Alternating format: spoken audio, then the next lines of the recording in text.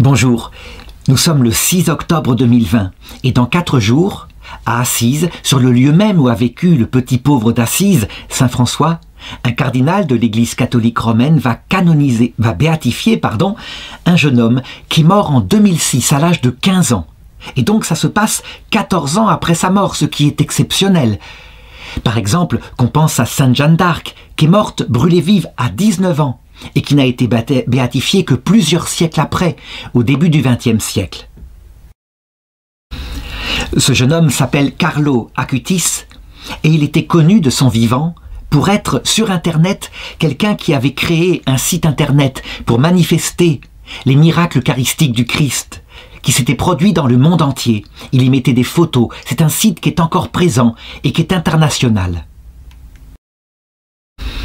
Comment se fait-il que l'Église catholique, qui s'est soumise à une enquête sur sa vie, qui a été assez simple parce que c'était un jeune homme sans histoire, extrêmement priant, mais comment se fait-il qu'elle aille si vite?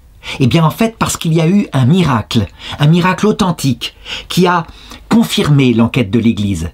Il faut savoir que la béatification d'un saint se fait de manière diocésaine en 3 étapes. Il y a une première étape où on vérifie si la personne a vraiment enseigné la foi catholique. Et pour Carlo Acutis, il n'y a eu aucun problème. Il y a une deuxième enquête qui regarde la façon dont il a exercé les vertus. Est-ce que ça a été fait de manière héroïque ou particulièrement remarquable pour être donné en modèle à l'Église?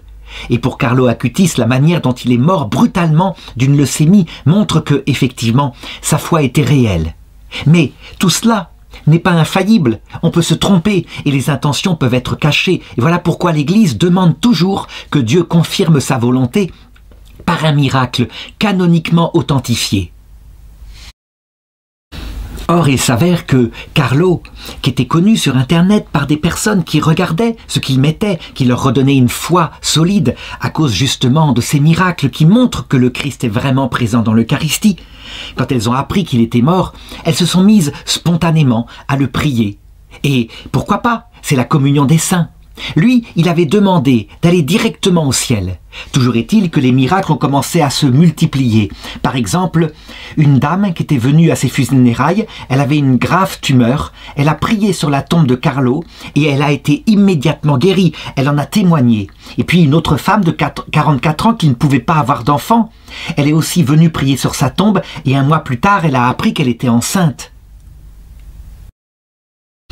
Cependant, l'Église demande que ce miracle se produise alors que l'enquête est terminée, que la personne a déjà été déclarée vénérable. Eh bien, ça a eu lieu, manifestement, en juillet 2018. Voilà ce qui se passe. C'est un enfant brésilien qui est atteint d'une grave maladie du pancréas, une déformation grave. Et on sait que le pancréas est un organe absolument indispensable, puisque c'est lui qui permet de donner au sang la présence de sucre et donc l'énergie de vivre. Donc ce garçon était vraiment un problème. La famille connaissait Carlo Acutis et s'est mis à le prier pour la guérison de cet enfant. Le pancréas s'est remis en place directement, sans qu'il y ait opération. Et les médecins ont été obligés de constater que ça ne s'était jamais vu, que c'était vraiment stupéfiant. On avait bien les radios avant, les échographies, on avait bien après les faits. Et donc, le pape François a décidé que c'était la volonté de Dieu. On peut dire que la béatification, dans ce cas-là, elle engage l'infaillibilité de l'Église. Non pas parce que l'Église ne pourrait pas se tromper dans son enquête, mais parce que Dieu confirme. Il veut donc que Carlo Acutis soit mis sur les autels, qu'on puisse l'avoir comme modèle, qu'on puisse le prier. Alors, je vais donc raconter sa vie, et vous allez voir, ça pose un certain nombre de problèmes théologiques très profonds. Parce que, si on regarde superficiellement, on peut se dire, eh bien, c'est un adolescent qui est amoureux de Dieu, c'est certain, qui aime la Vierge Marie, qui est profondément catholique, qui vit des 3 blancheurs. Ces 3 choses que le Saint Jean Bosco avait vues en rêve et qu'on devait toujours garder en lien quand on vivrait la grande épreuve de l'Église, qu'on peut dire que l'Occident connaît actuellement avec une apostasie en Occident. Ces 3 blancheurs sont Jésus-Christ dans son Eucharistie, la Vierge Marie Immaculée, et puis le pape, dans ce qui est infaillible dans son ministère, à savoir la protection qu'il a lorsqu'il définit le dogme de la doctrine du salut. Eh bien, il s'avère que Carlo Acutis avait toujours eu, tout naturellement, une grande ferveur pour ces trois blancheurs, et c'est ce que je vais raconter. Seulement, cette ferveur, elle est étrange, elle est apparue vraiment de manière spéciale et très jeune. Le pape François, qui aime beaucoup, je dirais, un peu comme Jean-Paul II, il aime beaucoup mettre comme modèle sur les autels des jeunes, eh bien, il dit, ce qui m'étonne le plus chez Carlo Acutis, c'est que c'est la sainteté ordinaire, celle d'un jeune homme comme les autres jeunes hommes. En réalité, c'est pas tout à fait comme cela. Il y a quelque chose de particulier en lui, quelque chose qu'on ne trouve pas habituellement, surtout en ce moment où les jeunes se séparent assez facilement de la foi. D'abord, il est né le 3 mai 1991 à Londres. Le mois de mai, c'est le mois de Marie, mais ça, beaucoup d'enfants naissent le mois de mai. Sa famille est une famille italienne catholique qui est à Londres pour des raisons professionnelles. Alors qu'elle est tout petit, sa famille revient en Italie, s'installe à Milan.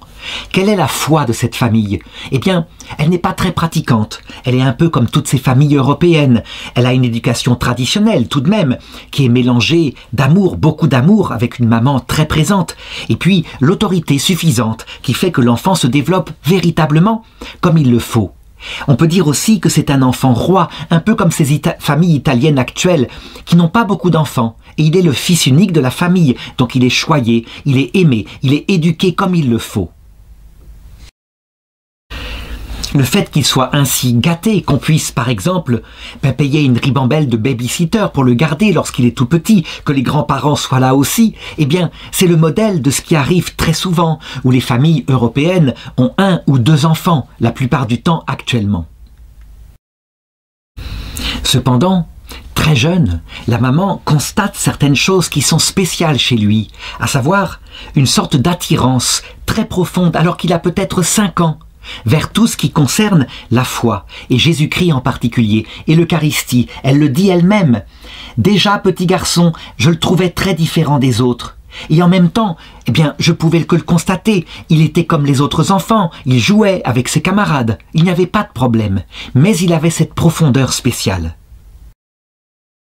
Alors, comme tous les petits-enfants, comme il aime bien les histoires et les contes, elle lui en raconte. Et puis, il s'y passionne. La vie des saints en particulier va avoir une très grande influence sur lui. Et ça, véritablement, c'est quelque chose d'essentiel. La vie des saints, les saints qui sont images de Jésus-Christ, a une influence sur les enfants. On ne se sert pas assez de la vie des saints. Les enfants, ils ont une imagination débordante et donc c'est parfaitement adapté.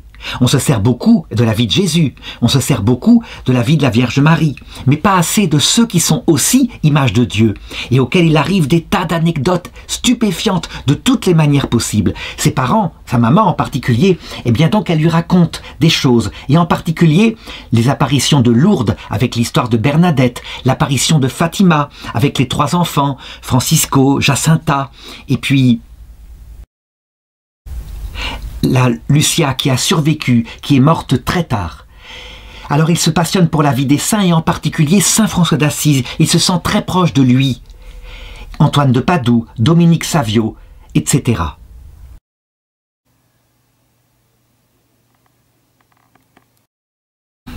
Tout naturellement, parce que ce sont des saints et parce qu'ils étaient pleinement catholiques, eh bien, il découvre du coup les mystères plus profonds de la foi, à savoir Jésus, présent dans son Eucharistie.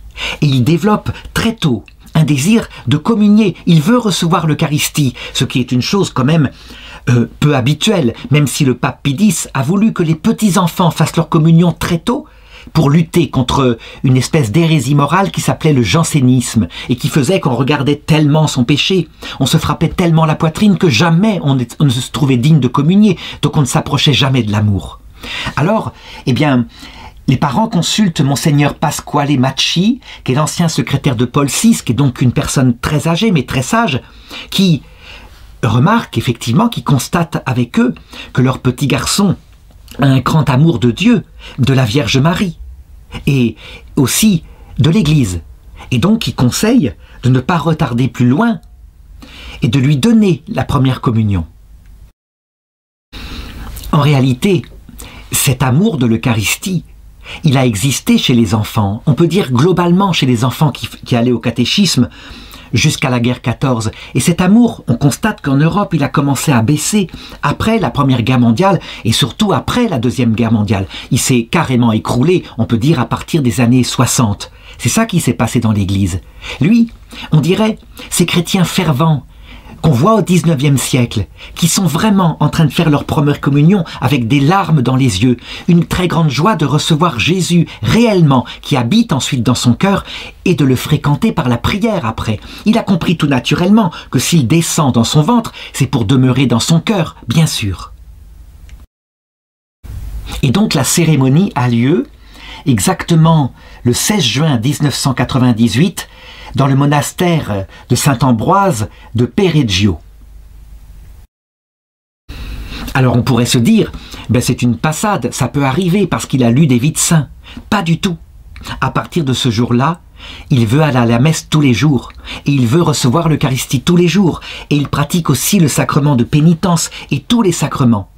On pourrait se dire, ben, il est en train de faire une crise mystique, un délire quelconque. Pas du tout. Il va à l'école comme les autres enfants, il joue, il a des qualités, des défauts. Véritablement.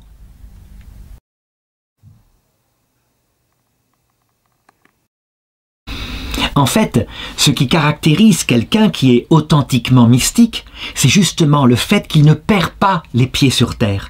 Le cœur est au ciel, les pieds sont sur terre. Et c'est le réalisme des réponses qu'il peut faire, qui indiquent qu'il n'est pas en train de faire du tout un délire. Il faut remarquer, par exemple, par rapport à Marthe Robin, une mystique française stigmatisée. Il y a actuellement un livre qui sort et qui indique que c'était une falsificatrice. En réalité, ceux qui ont établi son procès pour sa béatification sont pas du tout d'accord avec ce livre et disent qu'elle a manifesté tout au long de sa vie un tel réalisme, un tel sens du concret, que ça ne peut pas être possible, avec une foi qui emmenait les gens vers le ciel. Et donc souvent, on distingue un délire mystique d'une vraie vie mystique à l'existence de ce réalisme qui se manifeste dans toute la vie. En tout cas, il dit des choses qu'on peut parfois trouver chez des enfants, évidemment, des paroles qui sortent de l'Esprit Saint, mais chez lui, c'est plutôt réfléchi. Il dit par exemple, si on s'approche tous les jours de l'Eucharistie, on va tout droit au paradis.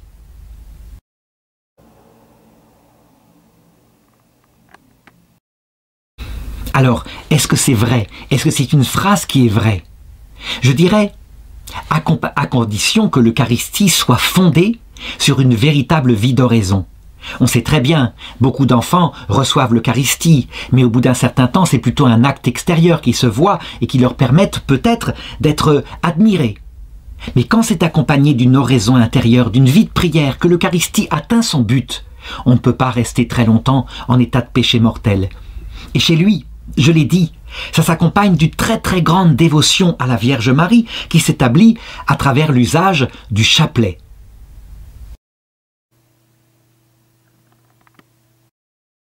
Chaque jour, il dit son chapelet, et là, ça ne trompe pas. Le chapelet, c'est long. Il y a quand même 50 « Je vous salue Marie », il faut réfléchir à 5 mystères. Donc, ça implique véritablement une relation à Dieu intime. Toutes les semaines, il se confesse. Donc, on a véritablement un chrétien fortement engagé dans sa foi intérieure. Alors, ici se pose un problème théologique, on peut le dire. Comment se fait-il que ceci s'est passé chez lui ? Comment se fait-il que Carlo ait eu une telle foi alors que ses parents n'avaient pas cette disposition particulière? Et là, véritablement, je voudrais donner quelques conclusions théologiques très importantes. Jésus avait dit très précisément dans un texte de l'Évangile, c'est en Luc chapitre 3 verset 8, « Car je vous le dis, Dieu peut, à partir des pierres que voici, faire surgir des enfants à Abraham. » En réalité, cette phrase-là indique quelle est la cause première qui fait qu'on se tourne vers Dieu ou qu'au contraire, certains jeunes actuels ne se tournent pas vers Dieu. La cause première que les catholiques partagent sur ce point-là avec les protestants et les orthodoxes, c'est que la foi est un don de Dieu. Et hélas, on ne tire pas assez les conclusions de cela. La foi est un don de Dieu parce qu'on ne peut pas l'avoir par soi-même.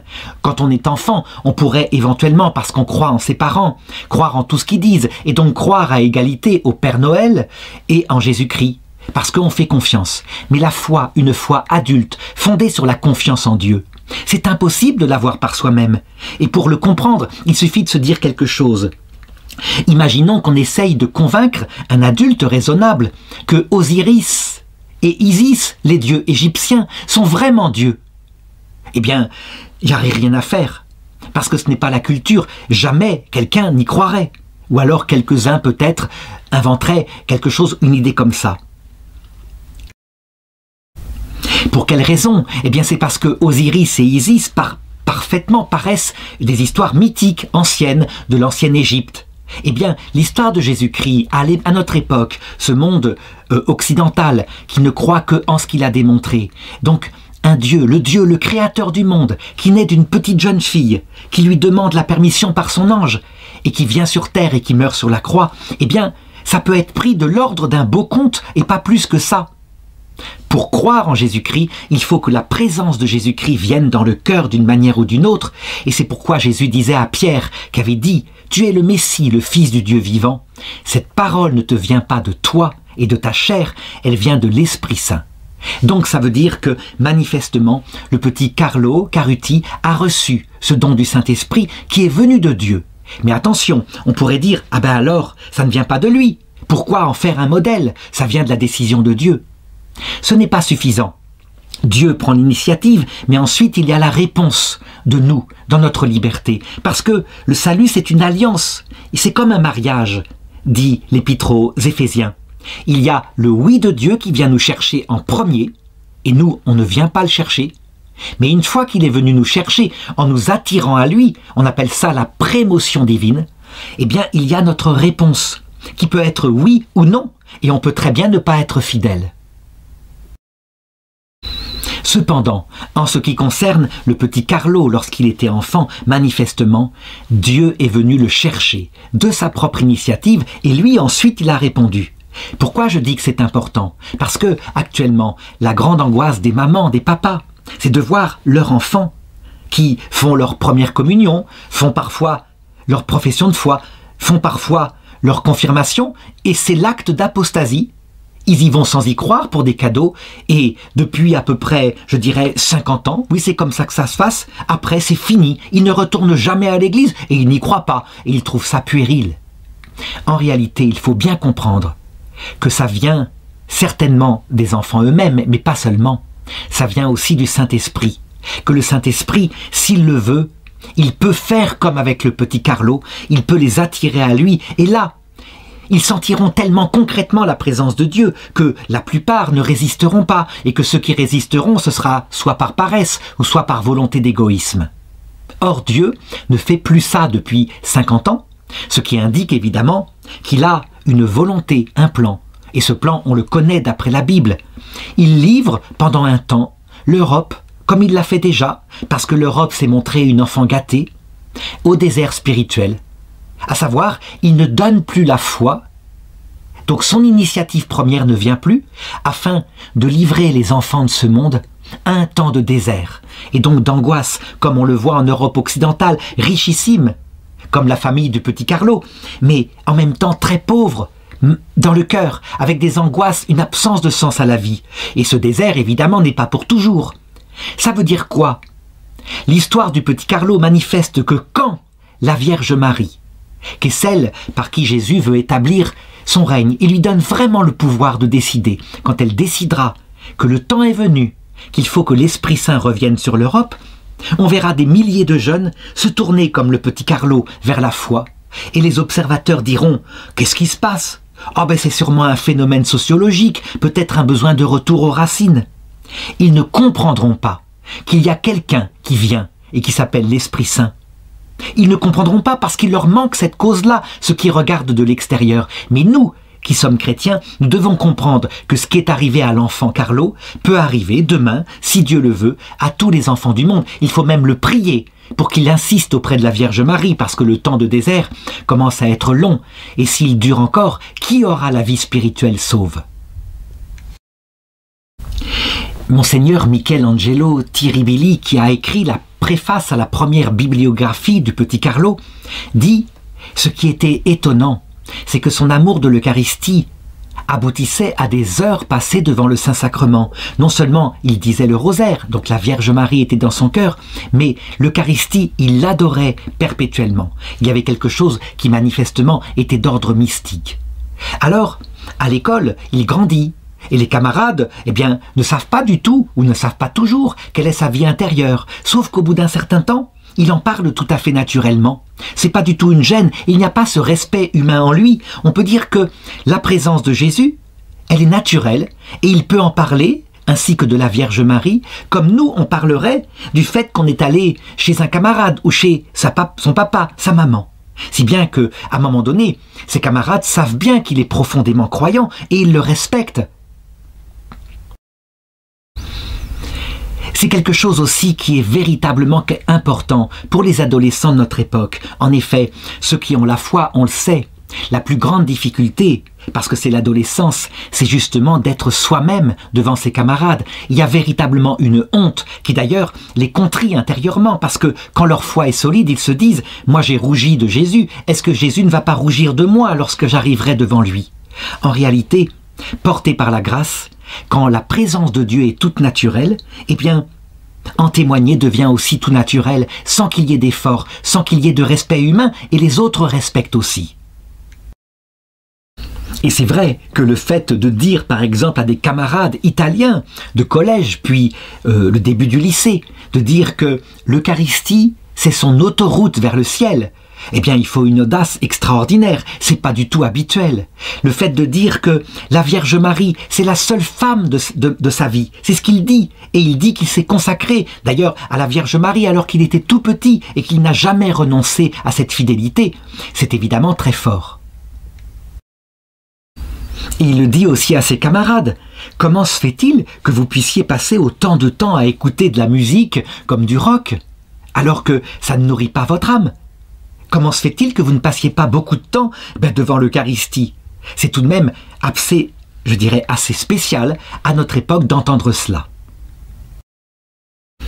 Alors viennent les années 1990, 2000, et là on le voit qui suit les intérêts des autres enfants. Il y a à un moment donné la mode des Pokémon, tous ces petits personnages qui sont très nombreux qu'on peut collectionner, eh bien il fait sa collection de Pokémon comme les autres. Et puis ensuite vient l'histoire de la PlayStation, c'est-à-dire une espèce de jeu sur Internet, des jeux qui peuvent occuper, que nous, dans notre génération de plus anciens, nous faisions dans des cafés, sur des machines spécialisées. Maintenant les enfants ont tous cela.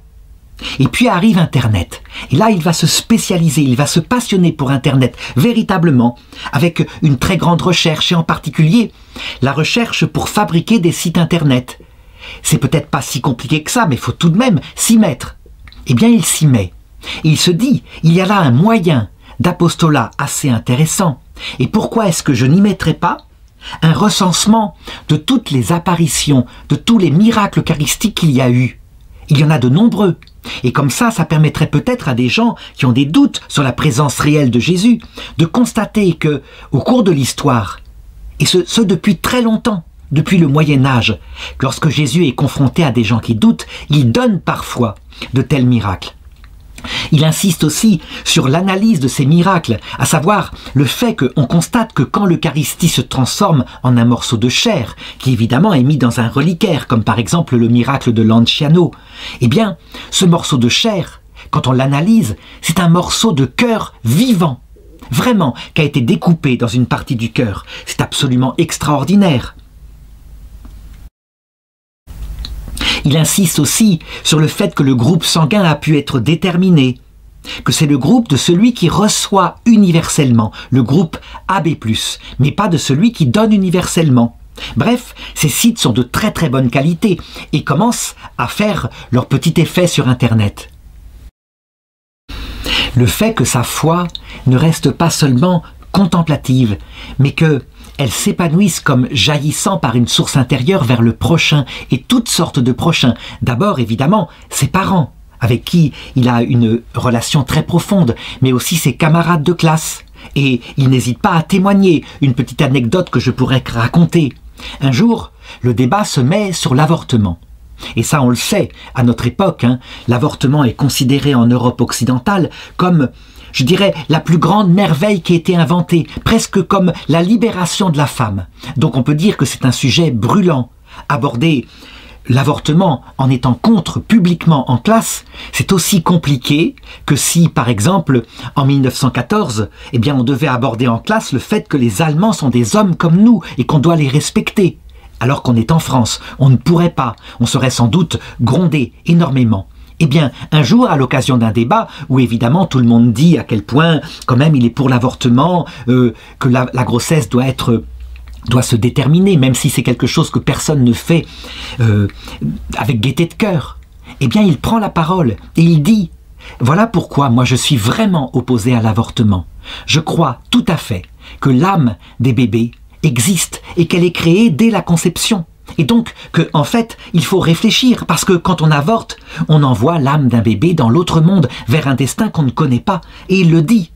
Or, il s'avère que Jean-Paul II, le pape, celui de son enfance, avait effectivement défini dans son magistère que l'âme des bébés est créée à la conception, qu'on se réfère au document Donum Vitae numéro 6, et puis Evangelium Vitae aussi, au numéro 40, je crois. Donc ça faisait partie de manière très nouvelle d'une vérité définie par l'Église dans son magistère ordinaire. Eh bien, il ne s'attire aucune réprimande, aucune moquerie de la part de ses camarades ou de la part du professeur. Bien au contraire, on le respecte, ça passe naturellement et son courage à affronter le politiquement correct est manifeste. Son apostolat ne s'arrête pas là, même s'il est sur Internet. Il veut aussi donner du catéchisme et donc il essaye d'inventer de nouvelles méthodes pour que les jeunes puissent recevoir l'enseignement de la foi et des méthodes qui soient solides, profondes. Il ne veut pas de ce catéchisme où on n'aborde rien et que les jeunes, au bout d'un certain temps, eh bien, méprisent un peu parce que c'était peut-être un peu puéril. Non, il veut qu'il y ait un contenu, qu'on doit prendre au sérieux l'intelligence des jeunes en répondant à toutes les questions, et en particulier les questions les plus dures, la raison de la souffrance, du silence de Dieu, ce qui se passe dans la vie après la mort, etc. Dès cette époque-là, il est aussi attentif à la misère qu'il peut constater en Italie autour de lui. Il y a des mendiants, il y a des sans-papiers, mais il y a aussi des migrants qui sont venus en particulier de l'Afrique, des pays d'Afrique du Nord. L'Italie, déjà à cette époque-là, connaît beaucoup de vagues d'immigration. Et il voit que ce sont les personnes les plus abandonnées, les plus misérables, qui ont droit à pas grand-chose. Alors il les aide comme il le peut. Le pape François, qui lui-même est né d'une famille migrante italienne qui est allée en Argentine, a donc, quand il est devenu pape, été très sensible à Carlo Carducci. Et véritablement, il a trouvé en lui quelqu'un qui allait dans le sens de ce qui était sa conviction. Le fait que les migrants, on devait absolument s'en occuper parce que nous étions nous-mêmes migrants sur cette terre. Avec l'arrivée des téléphones portables, un nouveau problème va se poser aux jeunes, un problème que les générations suivantes n'avaient pas connu. Tous les garçons, évidemment, à l'adolescence sont extrêmement tentés en ce qui concerne la pureté. Et c'est très difficile parce que la sexualité démarre et que souvent on n'en parle pas en famille. Donc il n'y a pas les barrages intérieurs qui fait qu'on lutte contre, par exemple, la tentation de la masturbation. Et donc les jeunes, en particulier les garçons, à cause des GSM, vont très facilement sur les sites pornographiques, ils ont accès comme ça instantanément. Et les parents, lorsqu'ils se rendent compte de ça, ils essayent évidemment de mettre un barrage parental qui immédiatement est contourné par les jeunes, sans aucun problème. Eh bien lui, il n'hésite pas à aborder ce sujet avec ses camarades, et ça aussi c'est quelque chose de très important. Et il leur dit, attention, ces sites-là, ils ne sont pas neutres. Vous devez pas y aller, vous devez lutter contre ça parce que on en paye les conséquences après. On devient comme attaché, addict de ces sites pornographiques. Et beaucoup l'écoutent.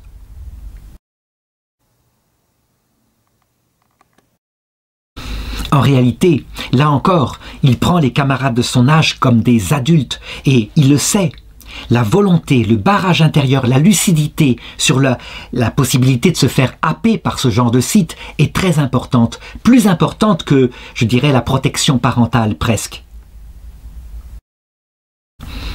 Il constate aussi chez ses camarades, eh bien, cette espèce de propension que ont les adolescents à toujours s'habiller de la même façon que les autres, à toujours être en groupe et donc à suivre la pensée dominante.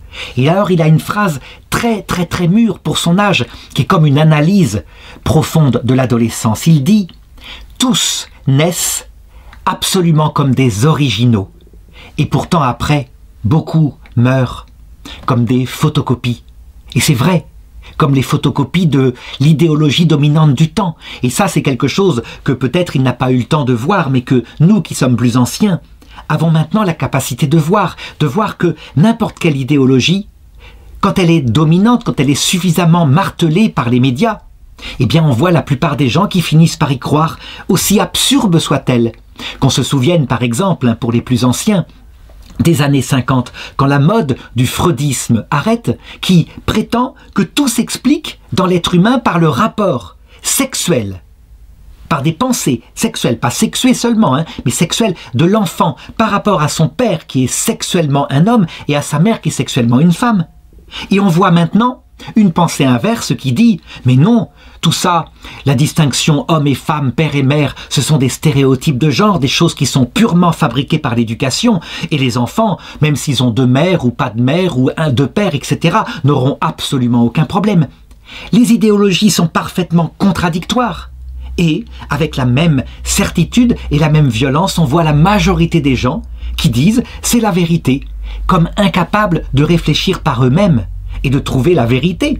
La vérité, elle est claire, c'est que c'est fondamental la distinction entre un homme et une femme, et un père et une mère. Ça a des distinctions de grâce qui sont portées par notre corps. Mais évidemment, les enfants ont aussi une certaine souplesse, ils peuvent s'adapter à tous les cas qui peuvent se présenter, comme par exemple une mère célibataire.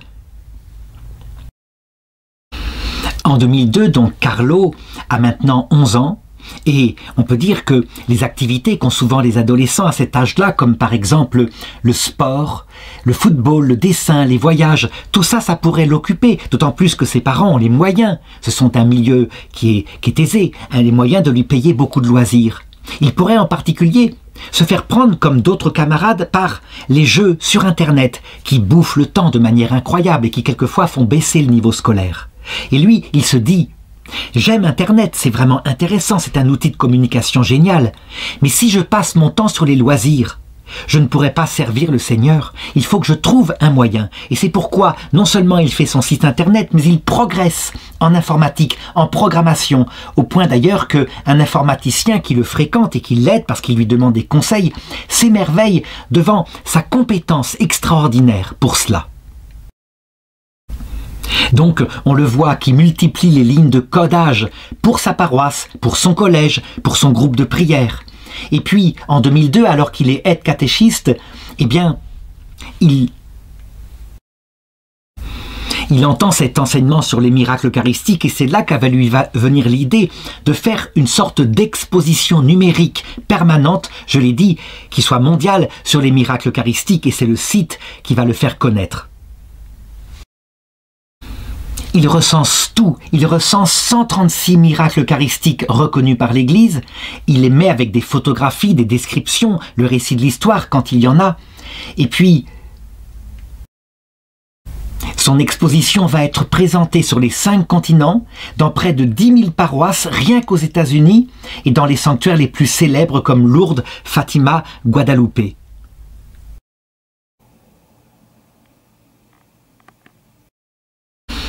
Le fait qu'il fasse l'unanimité par son caractère spontané, extraverti, vivant, avec ce sourire, et aussi cette capacité à aller dans la classe vers ceux qui sont marginalisés, parce qu'on sait, dans les classes, c'est souvent comme ça. Il y en a un qui est un peu le souffre-douleur parce qu'il est plus timide ou plus gros.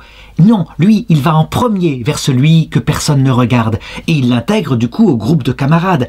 Eh bien, cette influence du bien, ce détachement qu'il a par rapport à ses propres pulsions d'adolescent qu'il pourrait avoir, comme marginalisé avec le troupeau, ceux qui sont marginalisés, fait qu'il devient un meneur, que les autres vont vers lui, et donc il est sans cesse entouré de camarades qui, évidemment, se laissent influencer par sa bonne influence.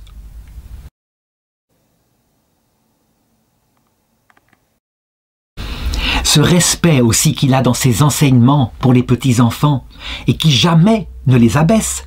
On ne va pas dire à une question bête, ta question est bête, bien au contraire, qui admire la question, qui met en avant, qui est attentif à ne jamais diminuer les interlocuteurs, eh bien, ça fait que, évidemment, les gens sont unanimes, y compris le gardien de l'immeuble ou des gens de basse classe sociale, par rapport à ce garçon.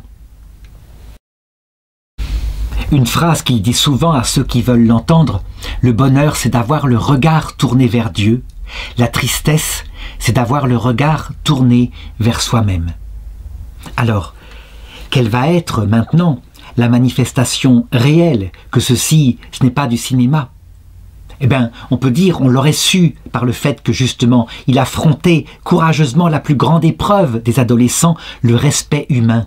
La honte de partager sa foi, ça il l'affrontait sans problème. Mais il va devoir affronter très vite une autre croix beaucoup plus, je dirais, douloureuse, à savoir la maladie et la mort. Et là, ça ne trompe pas. Il faut absolument se mettre à sa place. Il a 15 ans, quand tout d'un coup, il croit qu'il a une grosse grippe, quelque chose qui le fatigue. Bon, il pense que ce n'est pas bien grave, Ses parents l'emmènent donc chez le médecin, on fait des tests de toutes les façons possibles, on fait des analyses de sang, et on est stupéfait. C'est une leucémie de type M3, ça veut dire une leucémie foudroyante extrêmement grave. Le diagnostic en plus est dit comme ça, brutalement par le médecin, c'est violent, et il faut bien se mettre à la place. Une chose est de croire en Dieu, autre chose est de penser qu'on va mourir. Je me rappelle que mon propre fils, un jour, où il pensait avoir véritablement une maladie grave, à peu près au même âge, me disait avec véritablement une angoisse dans le cœur, « Est-ce que je vais mourir, papa ?» Et là, il est confronté à ça. Or, manifestement, toute sa vie, il n'a vécu que dans l'attente de la venue du Seigneur. Ça veut dire qu'il n'a pas seulement la foi, il n'a pas seulement la charité, comme je viens de l'indiquer, il a une vertu qui actuellement est mourante en Occident, qui est essentielle et qui s'appelle l'espérance théologale, qu'on pourrait qualifier plutôt de certitude théologale que la vie qui vient est magnifique, plus belle, et que la mort c'est juste un passage entre ce monde et l'autre. Il y a un rideau très fin et que de l'autre côté de ce monde, on peut revenir sans arrêt aider ce qu'on aime sur terre. Sainte Thérèse de l'Enfant Jésus d'ailleurs le disait, « Je vais passer mon ciel à faire du bien sur la terre ». La nouvelle est d'autant plus violente qu'il a jusqu'ici, il n'a eu aucun problème de santé. Eh bien, il prend ça tout à fait naturellement et on peut dire que l'effet, la manière dont il a pris ça, manifeste ce qu'il était au fond de son cœur. Il prend cela véritablement comme étant la venue de Jésus. Et la petite Thérèse avait eu la même chose. Quand elle avait eu son premier crachement de sang, son premier réflexe avait été l'enthousiasme parce que bientôt elle allait voir Jésus. Comme la petite Thérèse, à partir de ce moment-là, il va commencer à ressentir de grandes souffrances physiques parce que ce n'est pas une maladie anodine. Alors il le dit, « J'offre les souffrances que je dois subir au Seigneur pour le pape et pour l'Église et pour aller directement au paradis. » Rien que cette phrase-là est d'une extrême profondeur théologique, je dirais même que c'est l'un des sommets de la théologie, parce qu'on le sait, la souffrance, son sens, les chrétiens la connaissent. Le premier sens de cette nécessité de passer par un purgatoire comme la terre, c'est que personne ne peut voir Dieu sans mourir à soi-même. Dieu qui est infiniment humble, infiniment puissant en même temps. Humble et puissant à la fois. Quand on l'approche à l'heure de la mort par la vision de Jésus, qui est Dieu qui s'est fait homme, on est bouleversé. Et si jamais on arrive face à lui avec même une certaine petite certitude tout à fait naturelle qu'on est quelqu'un de bien, quand on voit ce qu'il a souffert et à quel point lui ne compte pas à ses propres yeux, mais il n'y a que nous qui comptons, on est bouleversé et donc on s'enfuit en disant « je ne suis pas digne de toi ». On se met alors volontairement et par amour dans l'autre monde, dans un autre purgatoire où on achève de se purifier. Et au bout de ce purgatoire, on est passé par une telle expérience de la souffrance que on dit à Jésus, je ne serai jamais digne de toi, mais viens simplement me chercher. On est devenu vraiment tout humble. Et là, on peut supporter la vision béatifique. Donc le fait que les souffrances qu'ils vivent, ils puissent les vivre vraiment en sachant à quoi elles servent, qu'elles servent à le préparer, pour qu'il n'ait pas à faire d'autres purgatoires, qu'il aille directement au ciel, ça montre qu'il avait compris profondément la foi chrétienne. Et puis, quand il offre ses souffrances pour son prochain, et en particulier pour la grande épreuve que connaît l'Église en Occident. L'épreuve qui est une sorte d'apostasie, une méfiance par rapport en particulier au représentant du Christ sur terre, le pape. Et je pense que Carlo n'a pas su à quel point le pape François serait attaqué violemment, peut-être plus encore que les papes précédents, je dirais par ceux qui sont la partie la plus fidèle de l'Église, à cause de ces documents qui sans cesse sont tirés vers l'exclusivité d'un humanisme quasiment sans Dieu, alors qu'il est le pape qui a le plus parlé du démon, du risque de damnation de la Vierge Marie. Eh bien, quand on voit ce genre d'épreuves, on se dit, véritablement, il a dû les offrir pour l'Église. En tout cas, quand le pape François prend sa charge pontificale, il ne peut pas deviner à quel point ce sera des attaques fréquentes et perpétuelles. Et donc la première acte qu'il fera sur le balcon du Vatican, c'est de demander de prier pour lui. Et lui, il le fait par avance, alors que c'est encore Benoît XVI qui est pape à cette époque-là. À la clinique San Gerardo de Monza, évidemment, ses parents sont catastrophés. Ils sont là en permanence, ils se relaient dans sa chambre. Comment ferait-on autrement? Et lui, il leur dit « Mais non, allez vous reposer. Vous serez meilleur si vous êtes reposé. Revenez quand vous vous êtes bien reposé. » Et le personnel médical, il témoigne de sa gaieté permanente. Il prend les choses comme elles viennent. Il connaît la gravité de sa maladie, mais il n'a pas peur. Sa maladie va durer peu de temps. Et là, on n'a pas le récit. Il ne raconte pas de ce qu'il va vivre dans son âme, parce qu'on peut supposer que le Seigneur l'exauce pour qu'il aille tout droit au ciel, et donc façonne son cœur, véritablement par la croix, de manière à ce qu'il soit devenu tout humble, pauvre devant Dieu. En tout cas, il meurt le 12 octobre 2006, donc après peut-être 10 jours d'agonie, et il est inhumé à Assise, dans la ville de Saint-François comme il l'avait souhaité.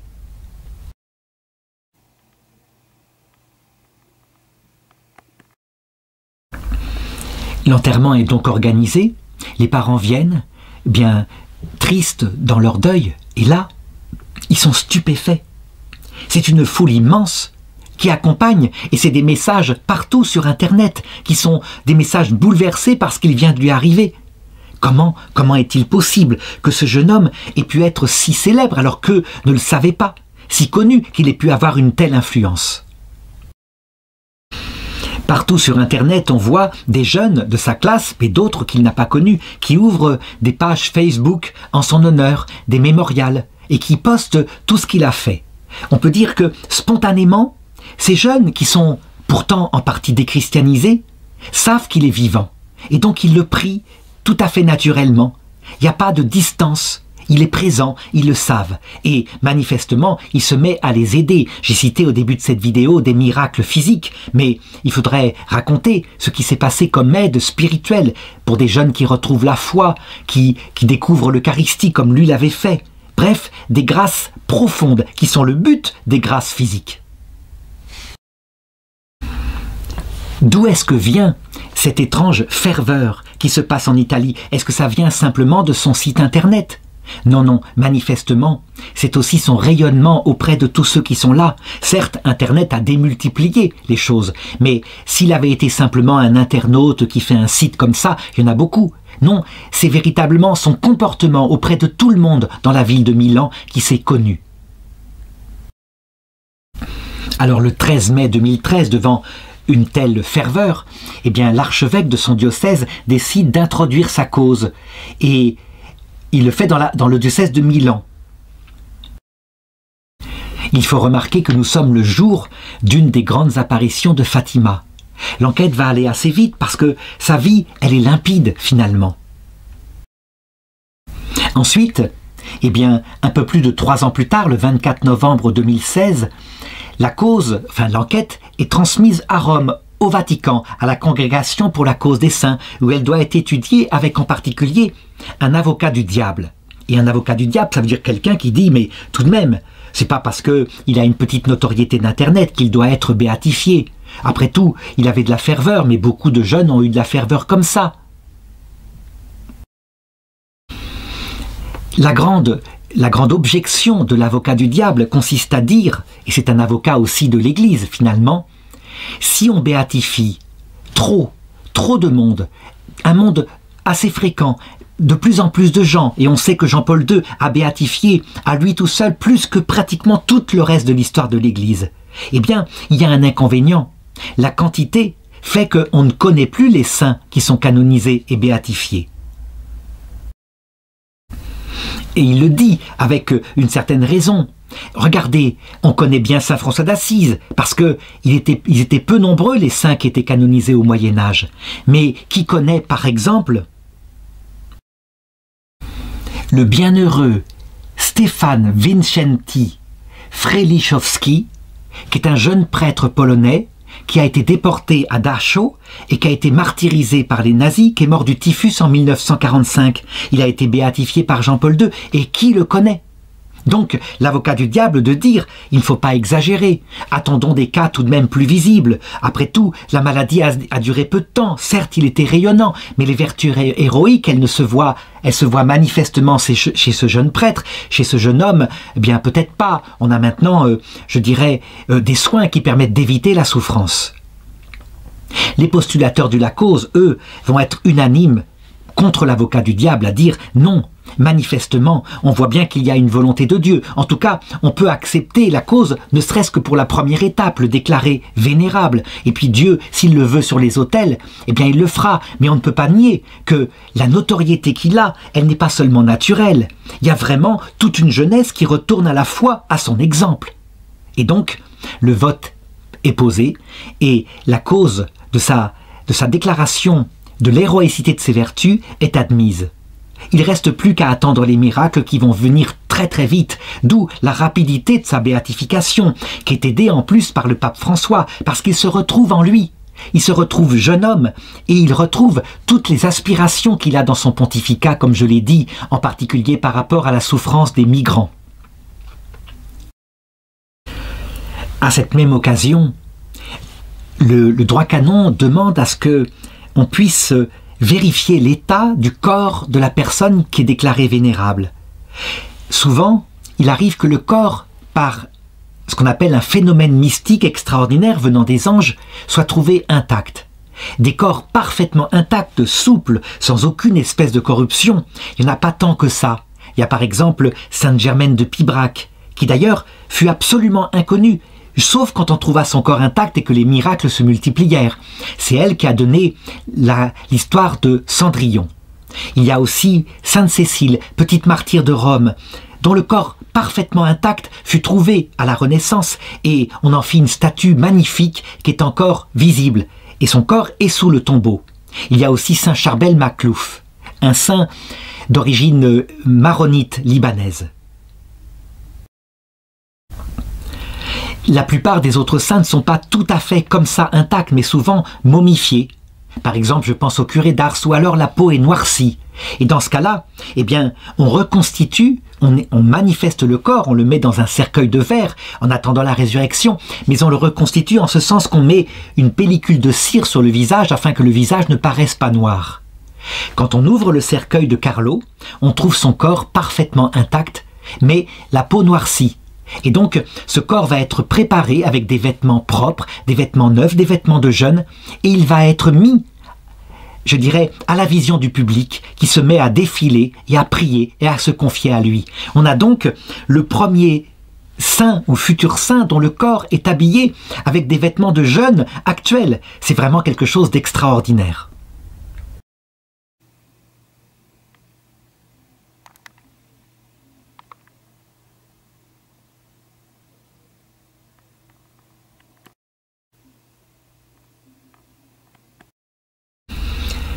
Il me reste maintenant à aborder une dernière question. La question, effectivement, de la multiplication des canonisations, des béatifications par l'Église catholique. On pourrait se demander, mais est-ce qu'au bout du compte, un jour, est-ce que les béatifications auront encore une valeur? Je dirais, ce n'est pas comme ça qu'il faut regarder les choses, à mon avis. Mais plutôt, ce qui est intéressant de regarder, c'est ce qui s'est passé dans un peuple qui, je crois, est, comme le peuple juif, une sorte de préfiguration de l'histoire de l'Église. C'est le peuple de l'Égypte antique. Il faut savoir qu'au début de l'Égypte antique, seul le pharaon était censé avoir la vie éternelle. Et le pauvre peuple qui était autour, eh bien, il essayait d'être enterré auprès du pharaon dont les grands tombeaux sont visibles encore actuellement, des pyramides, afin de participer peut-être à sa résurrection. 3000 ans plus tard, vers la fin de cette religion égyptienne qui restait très stable, on voyait que le peuple entier se faisait momifier et le peuple entier croyait qu'il allait ressusciter et aller dans l'autre monde pour être saint éternellement dans la béatitude. Eh bien, je crois que peut-être l'histoire de l'Église connaît un certain parallèle. Au début, être saint, c'est extrêmement rare, c'est réservé à ceux qui ont été martyrisés dans de grandes souffrances ou alors des grands docteurs à un moment donné. Et puis, on voit de plus en plus l'Église qui tient à montrer que la sainteté, elle est possible partout dans tous les états de vie. Et donc on se met à béatifier des enfants, des adolescents, des personnes mariées. Et ça, c'était très rare à une certaine époque.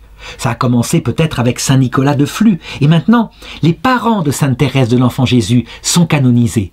Et on a bien raison, parce qu'on constate en fait que l'amour de Dieu, l'exercice héroïque des vertus n'est pas réservé aux moines, mais peut se faire véritablement dans le quotidien tous les jours.